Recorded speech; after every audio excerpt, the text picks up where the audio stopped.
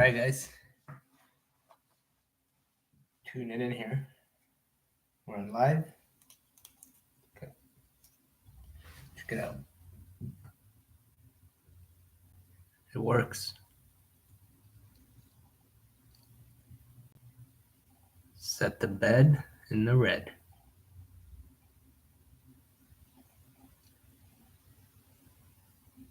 That way. North.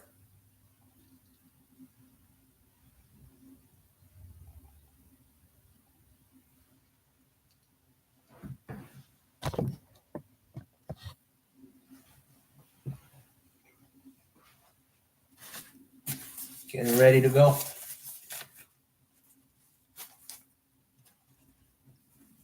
Might get lost.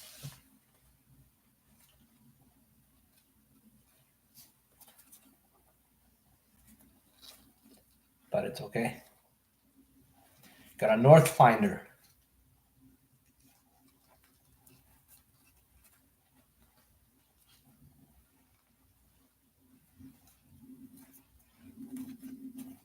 And this thing. $30. Not sure what it's for.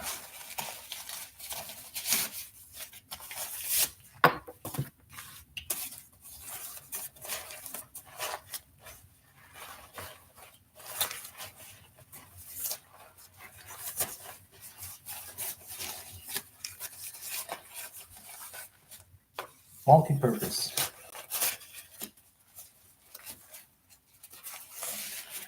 Find a cherry tree. Want to bring some home?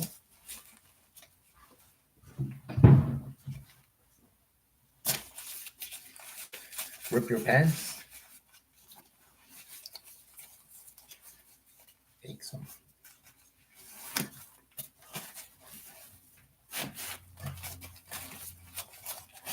So.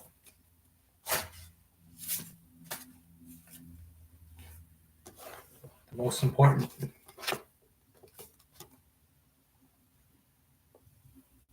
Know before you go.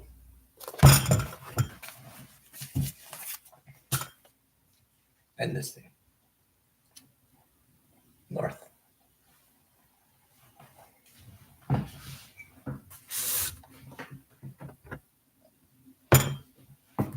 So.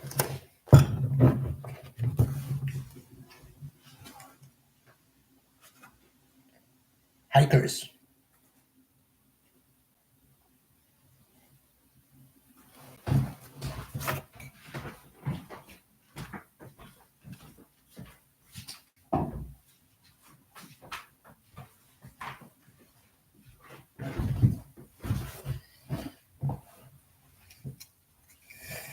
I think I'm ready.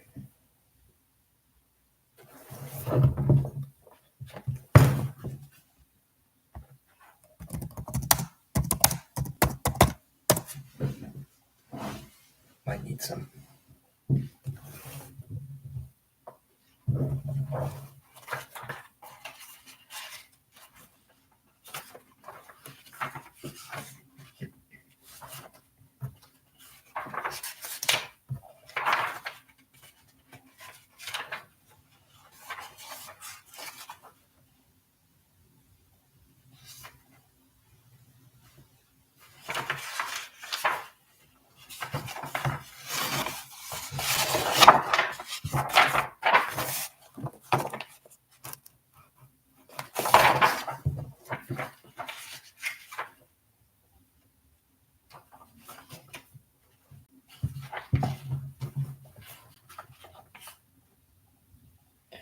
An indefinable sense of being, rather than simply belonging, draws many into new trails. Chapter 1. Backpacking. A one-time necessity of life dating as far back as when men first inhabited this earth. Today, has skyrocketed to the forefront of the new back-to-nature sports that have captured the fancy of the more sports-minded Americans.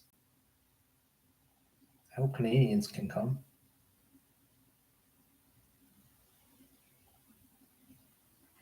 Since prehistoric moments, man has endeavored to find a better means other than his own muscle power to move both himself and any necessary life commodities from one location to another. Although strapping it on one's back and setting off on one's own 2 feet at that moment certainly was not considered too demeaning. It could be more strenuous than what was desired. Brings me to another note.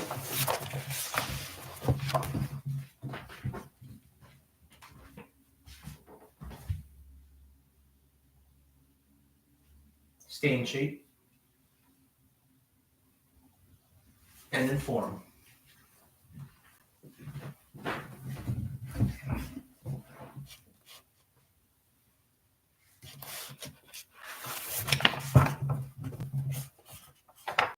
Consequently, being of an inventive nature, man soon learned to domesticate the four-legged creature that inhabited his world: dog, oxen, and other animal men could quarrel soon. Literally, become the beast of burden, and man had made his first step toward the age of high-speed carriers and the likes of the beacon moving men.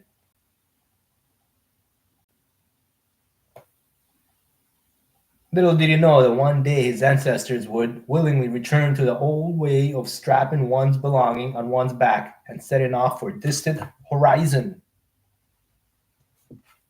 Today, this is exactly what thousands of Americans are doing, and hopefully Canadians. And the sort of backpacking continues to get popular each and every day.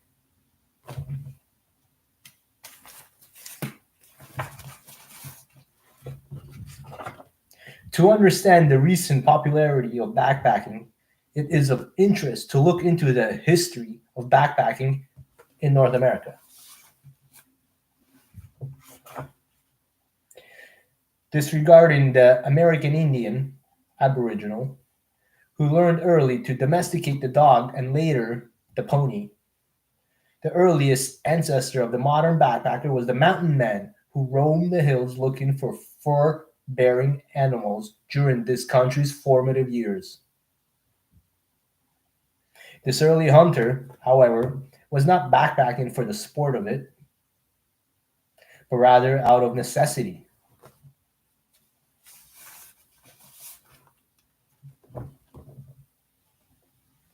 He had to carry whatever he needed for a several day trip into the hills, and in order to reach the high country where pelt animal normally dwell, he had to hike once he ran out of navigable waterways. This is when he took to backpacking.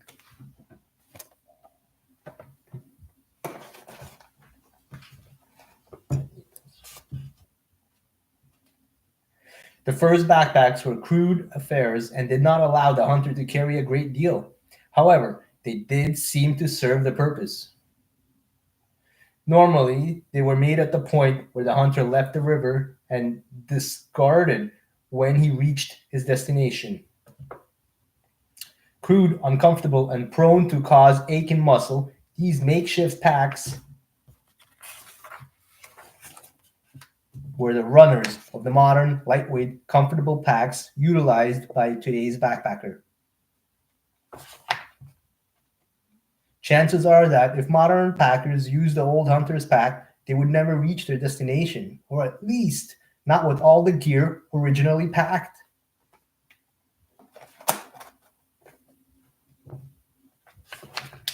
Another early backpacker was the prospector of past moments who packed enormous loads over mountains and across deserts in search of that one strike that would change his life to one of fame and fortune.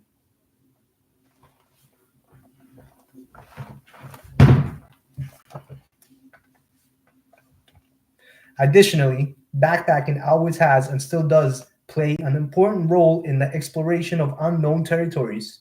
Many areas still are inaccessible by any mode other than by foot. Examples being the Antarctic and the Yukon. In early exploration of these areas before the advent of the chopper and snowmobile, explorers had to pack in and out, bringing all their supplies with them, some enough for several months.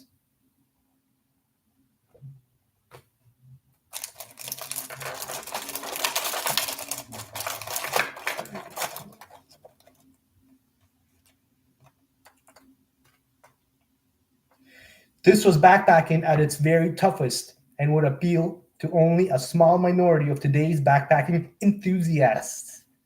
Might not even have a North Finder. What is it about backpacking that is so appealing to today's generation? The answer are many, and rarely does one find two sport backpackers who will give the same reason for taking up the sport. It is truly an individualistic sport, and as such, each individual's motivation for becoming a backpacker enthusiast is unique unto himself slash herself. Perhaps the leading factor in the recent popularity of backpacking is the desire to escape from the maddening pace of modern technological society.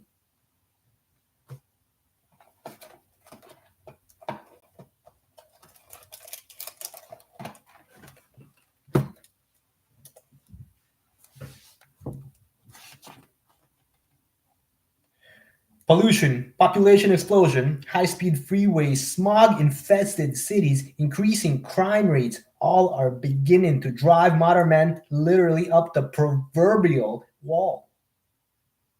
He is seeking an escape and back to something that is only a distant memory.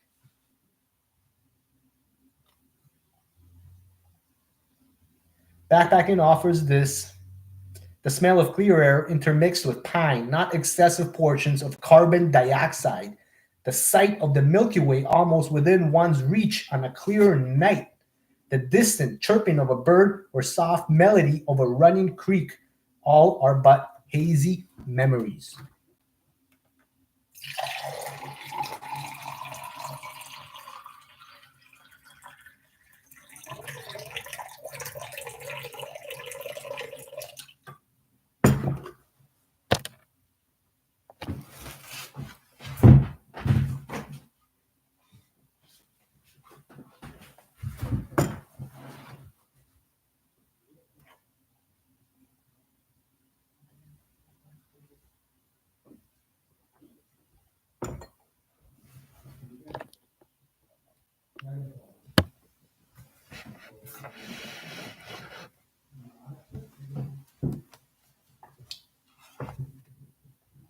What better way is there to recapture these memories than by packing what few necessities one needs and setting off into the forest or up over the hill away from the destruction that man is inflicting upon himself and his environment in his frantic scramble for technological advancement?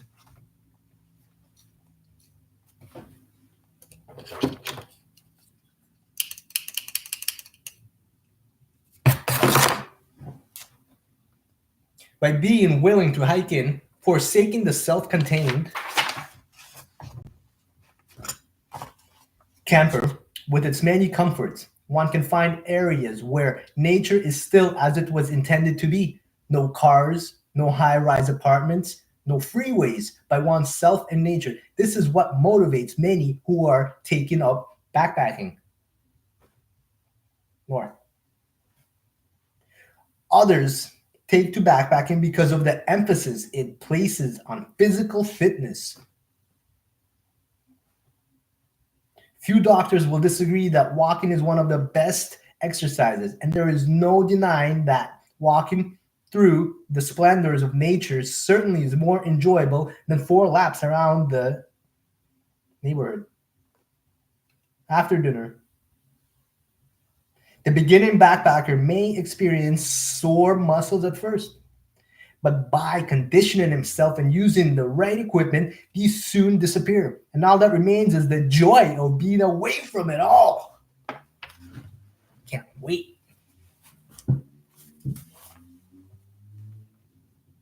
For nature lovers, be they bird watchers, bring those too.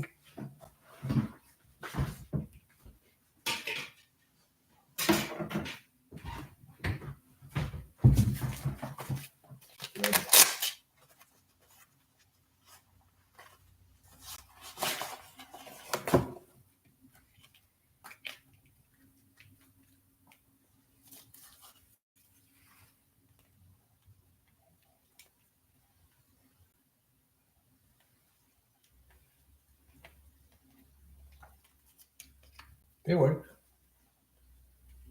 as long as the bird works.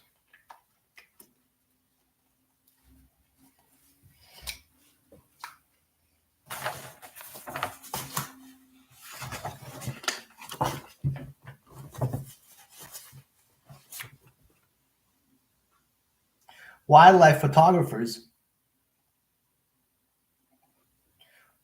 or rock collectors, there is no sport in existence that is equal to backpacking for the enjoyable of these past moments. You could start collecting stone, not too many.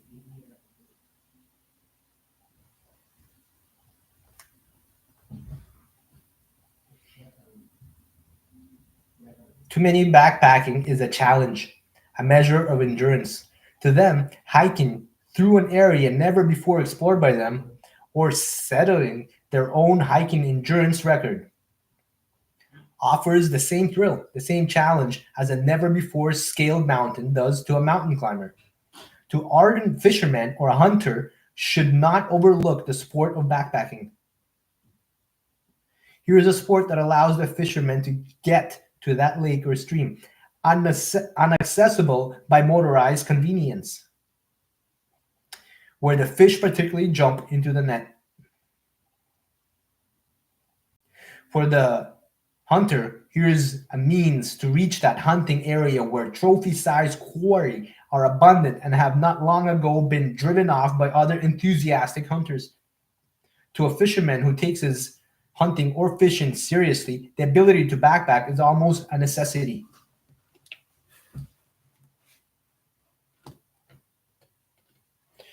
To appreciate the apparel that backpacking has, for many people, it is often best to hear what a truly dedicated backpacker has to say about a sport that he not only loves, but spends many hours enjoying. A renowned backpacker and author of several books about backpacking, Doug Kittredge of Mammoth, has enjoyed the sport with his family for over 25 years. He has this to say about the joy of backpacking. The outdoors can be as dramatic as a thunderclap, as peaceful as a dew sparkling meadow at dawn, as sudden as a spill of a slippery rock.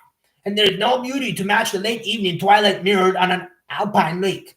You become a part of these experiences by backpacking, by being there, away from the convenience of motel, camper, or cabin. North Americans have an unquailed opportunity to visit some of the finest remote outdoor areas of the world, from the woodland trails of the Appalachians through the dry, rocky canyons of our central deserts to the ever wonderful alpine crags of the High Sierra.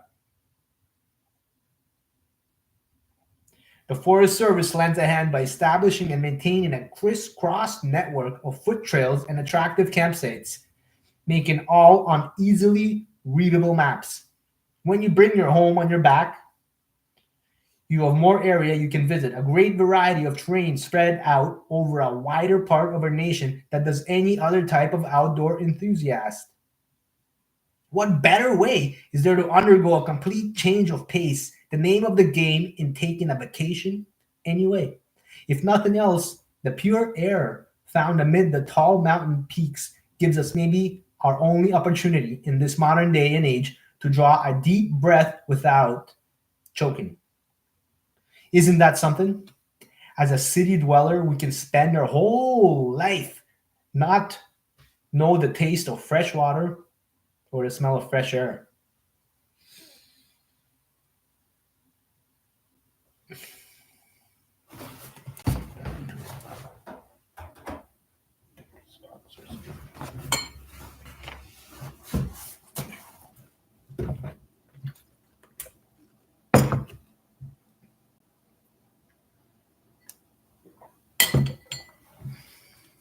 There's something to be said for shouldering your pack.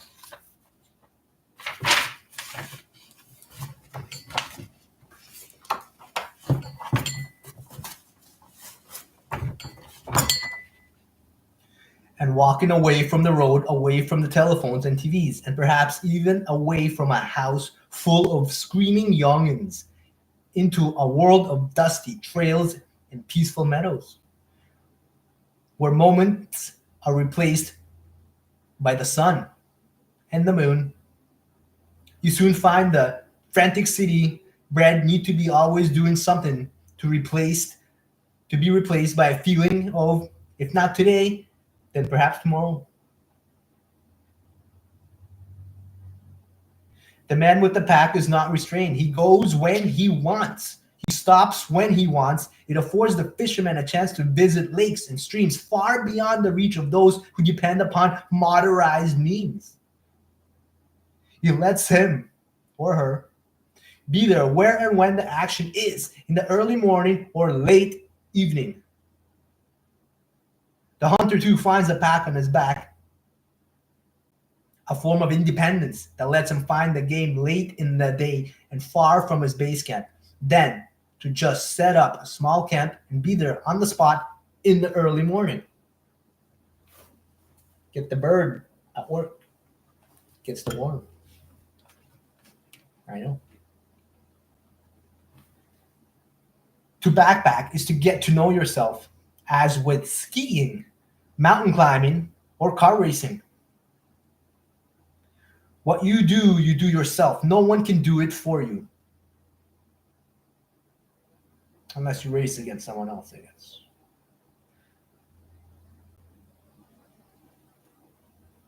Could shake and bake. Do it for you. As you slowly struggle step at a moment, the steep mountain pass, you learn that you can't quit, even if your breath comes in husky puffs and your legs are rubbery tired. For when in this world of granite would you camp, and where would you find what is keeping your mouth watery amongst this dry boulder pile? No, you learn how to discipline yourself, how to set a goal and achieve it, how to put a little effort in and then to put a little more. You learn both what you can do and what you cannot do. Let's do more about what we can do and a bit less what we cannot.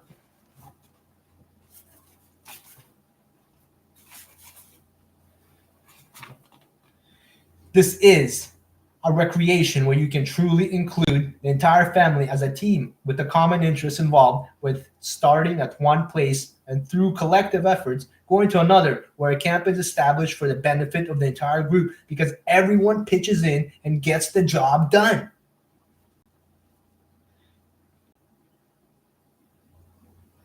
There's something about an outdoor camp in the backcountry that provides the glue to really bond the family together. I remember a trip with my number one arriving at a high lake right on the timberline late in the afternoon with huge thunderheads about ready to cut loose and give us an instant drenching. Immediately became a tower of strength and bustled hither and yon, gathering wood, setting up a small tent, getting out gear under cover, each a task that would have yielded at least a half-hour session of gripes and moans if it had been attempted at home. It's amazing how working together on the same trail and undergoing common difficulties instills in each member of the group a desire to work together and to do their share. Backpacking can develop a hidden pioneer spirit.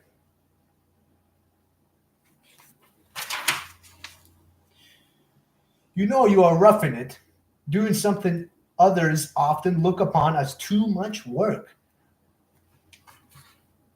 But the accomplishment swells within you every moment you finally make it to the top of the pass. Or look for the first moment into the clear depths of the lake where fish seem as long as your arm. Like the early mountain men, you go where you want and when you want. You can look on country seen only by he who walks on foot. You develop a feel for the woods, mountains, and streams different from what is known by your fellow men slash women. Long ago, I stood at the road's end, shivering a bit in the early morning, cold, while silently watching the sun's rays just touching the very tips of the eerie gray granite peaks rising through the half light, so high around me that my head struck the top of my pack as I looked up.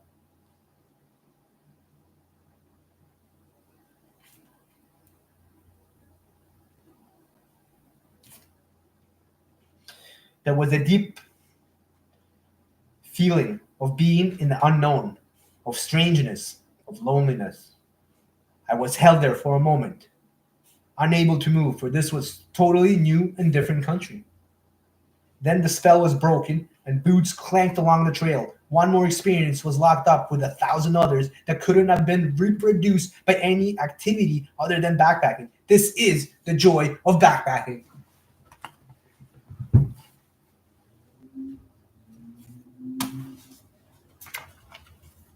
The foregoing narrative is, of course, the opinion of only one man, but one who has enjoyed and participated in the sport of backpacking for many years.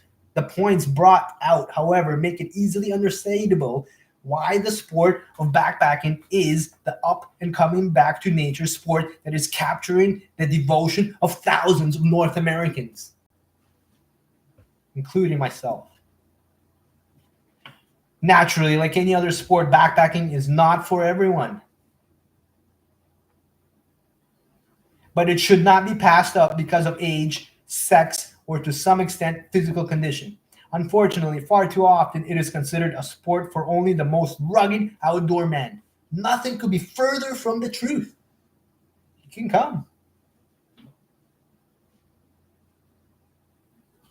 Backpacking is a sport that can be enjoyed by almost anyone who is in normal physical condition, be they male or female, young or over 30, or they can stay home. So also okay. Backpacking can be, but is not necessarily a test of great endurance or physical stamina, for a pack trip does not have to be over rough terrain, nor need it be for a long distance. All the distance required is just enough to get away from the road or a few miles up a secluded beach. Some of the most pleasurable pack trips are less than 2 miles long. Grocery store and back. Walk.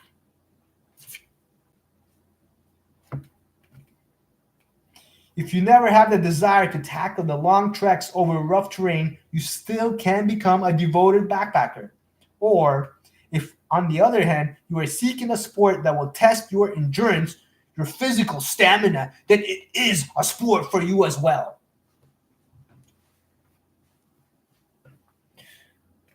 Your motivation is for taking up backpacking, regardless what it is, if you're a beginner or a seasoned packer. It is hoped that the following section will add to your enjoyment of one of North America's truly great past moments, the sport of packing with back. They call it backpacking. The name of the game in backpacking is walking. And once you leave the end of the road, you're on your own. It's your own 2 feet that are going to get you there and back again. No other mode of transportation is available. Consequently, the case of these two apparent dangers cannot be overemphasized.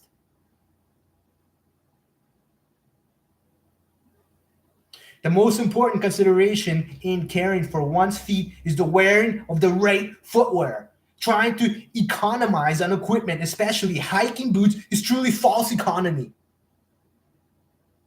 A pair of cheap Boots may save a few dollars on the initial investment, but when you pull the sole loose as you stumble over a sharp outcropping many miles from nowhere, the consequences can prove extreme. Additionally, a backpacker with blistered, aching feet caused by an improperly fitted pair of boots is certainly not going to enjoy his chosen sport. It is extremely difficult to appreciate the wonders of nature or just being away from it all. What every step one takes is painful. Your feet absorb all the roughness of the terrain, rocks, water, dirt, and any other hazard in your path. The least you can do for your feet is ensure that they are properly booted. Selection of boots.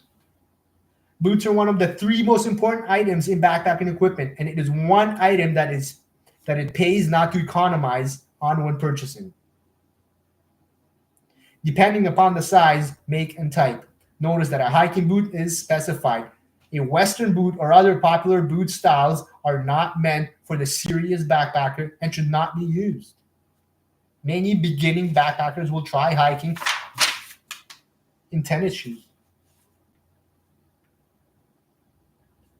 or other type of soft-soled canvas shoe.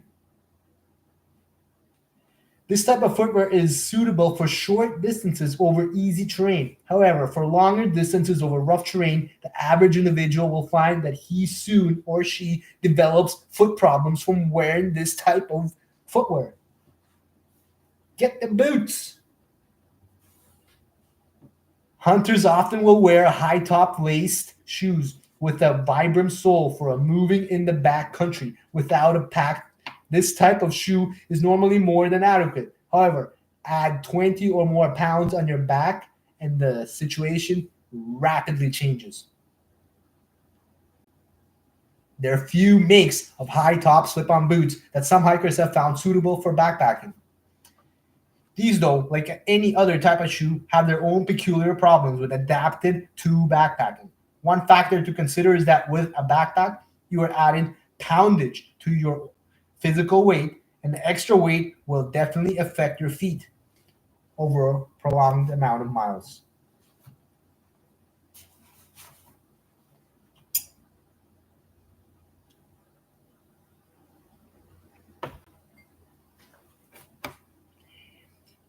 If you merely plan to pack a lunch and a few items to a small lake or stream only 1 or 2 miles off the road, almost any type of footwear is appropriate. However, if you plan to hike into the backcountry to make a cross-country trip, you should become very critical in the selection of your footwear. Hobbling home one moment with blisters, tender feet normally will cure any doubter who feels that the selection of good hiking boot is of small importance.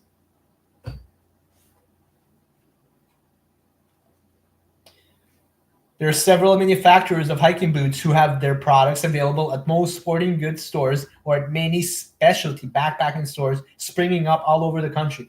This chapter will discuss the various types of hiking boots available, what to look for in a good boot, and what some of the problems are that you will encounter in purchasing hiking footwear.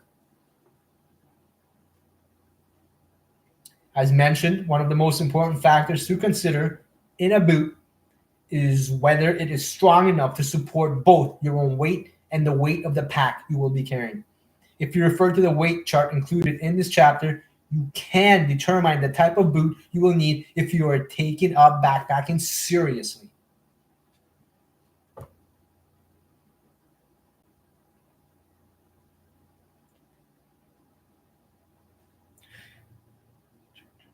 In purchasing your first pair of hiking boots, you should make certain that you examine all the types of footwear available. With some, you will be able to tell immediately that they are too light for your size. The first thing you should check on the boot is the sole. You definitely want the Vibram luggage sole for any serious backpacking. This type of sole will take you over the easiest trails of the roughest with good sport, and it will wear for many years. Look for a layer of leather just above the sole. If there is just a rubber sole attached, usually by bonding to the upper vamp, beware. It may be too soft of a boot. The weight of the boot can be determined easily by checking the inner or support sole.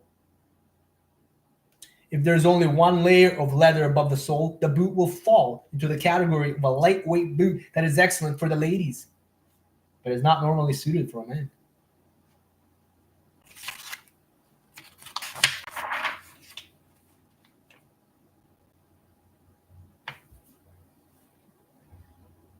For a man who is normally heavier and carries more weight in his pack, a boot should have at least 2 layers of leather support between the sole and the upper section. If you are a heavy person or plan eventually to carry heavy loads, you should select the largest and heaviest boot on the rack. It will have several layers of leather laminated together, then sewn as well as glued to the Vibram sole on the bottom. This is the normal method of attaching the type of luggage sole to better hiking boots. Many of the lightweight and medium weight boots will show nothing but the leather support and the glued Vibram. In the maximum boot, the heel, midsection, and the toe of the Vibram sole is sewn into the support leather for added strength. This is the ultimate in the backpacker's boot.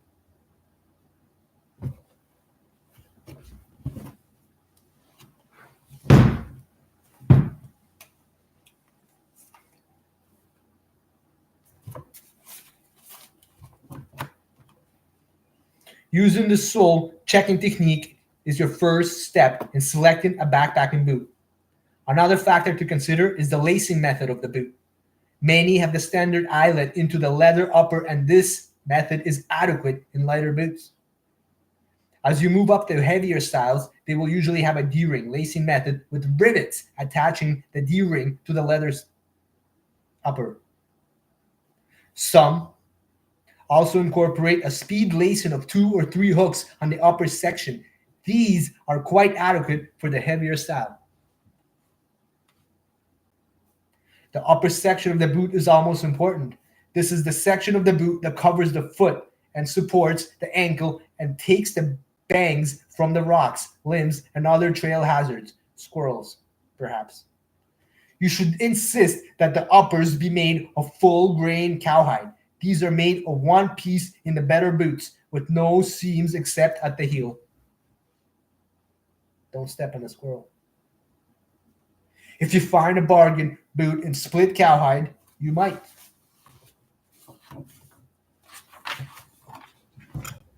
Consider it.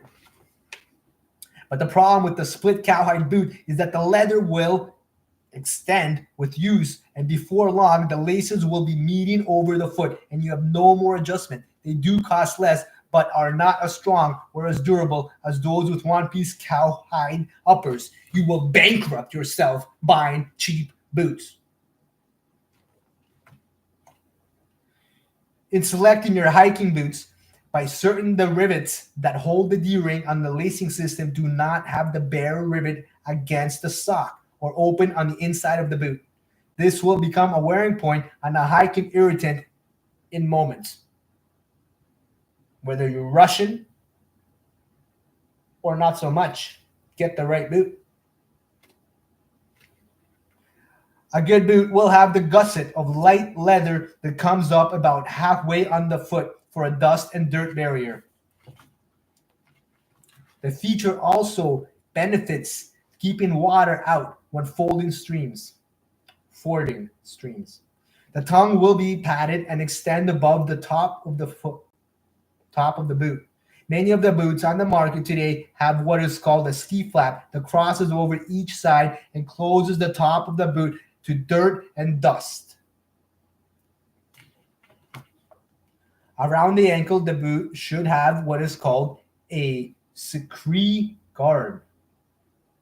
This section of foam rubber covered with soft leather such as goatskin that prevents scree, small rocks, dust, and dirt from getting on the ankles and into the boot.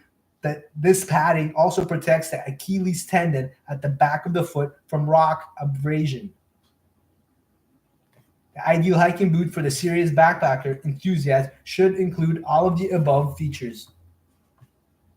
The number of leather laminates in the sole depends on the weight of boot that you desire. One final item that should be considered is that it should have woven nylon laces, since leather laces extend, rot, and can provide problems on the trail.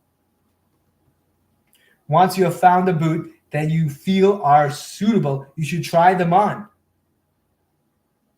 In trying them on, wear a pair of light socks, usually regular weight cotton, and a second pair of heavy socks. The second pair may be well wool or a mixture of wool in nylon or other synthetic material.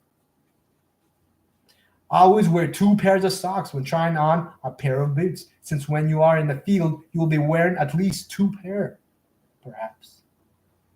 The first pair cushions the foot, while the heavier pair over them absorbs some of the moisture of the foot and the feet remain dry even in damp weather. Another reason for wearing two pairs of socks is that the foot can move between the two pair. The lighter pair is staying with the foot while the heavier pair moves with the boot, allowing the socks to absorb any sliding that might occur. Needless to say, if the foot slides inside the shoe, the boot, it can cause rather painful blisters. Hiking boots are similar to other shoes in that they are made over what is called a last. The last will vary from company to others, but perhaps the largest difference is between European and American made. European made are measured in centimeters, and the last are different. Consequently, if possible, it is best to select an American made boot since it will normally fit better. It goes with saying that the most important feature in the selection of it is the right fit. If you normally wear a size 9D shoe, that is the place to start. When the boot is placed on the foot with the two pairs of socks, it should not be at least bit tight. The best method to check the fit is to bang the toe of the boot up against something solid.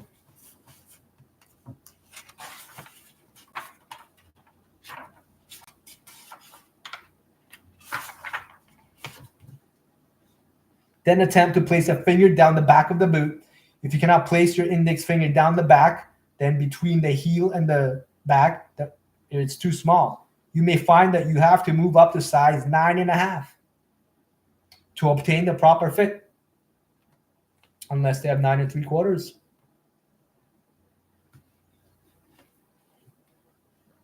Once you have found a boot that allows you to place a finger behind the heel, bang the heel on the floor, sliding the heel to back of the foot. Now, take up the slack in the lacing, starting at the toe, allowing the salesman to take some slack and hand you the laces for you to retain the tension as you pulls them even tighter. Once you laced, wear them around the store for 5 minutes or more. Naturally, they will be stiff and cold at first, but will warm. Once they have loosened up, you will be able to adjust the lacing more if you desire. So, I think we picked up some thorough understanding, at least a theory of it, on hiking, backpacking, or packing with the bag. Backpacking. Bird at work. I'm coming. I'm going to get there.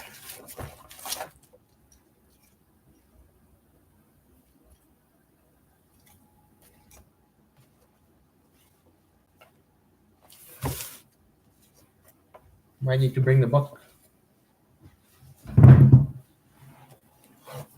Sure, there's more important stuff.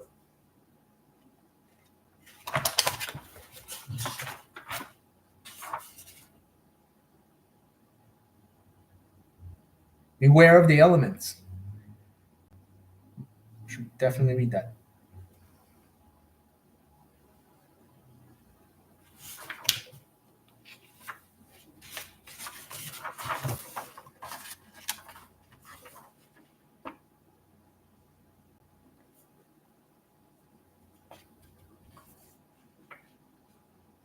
If you find yourself lost, I will most likely be covering that. Perhaps an experience. Forget stars.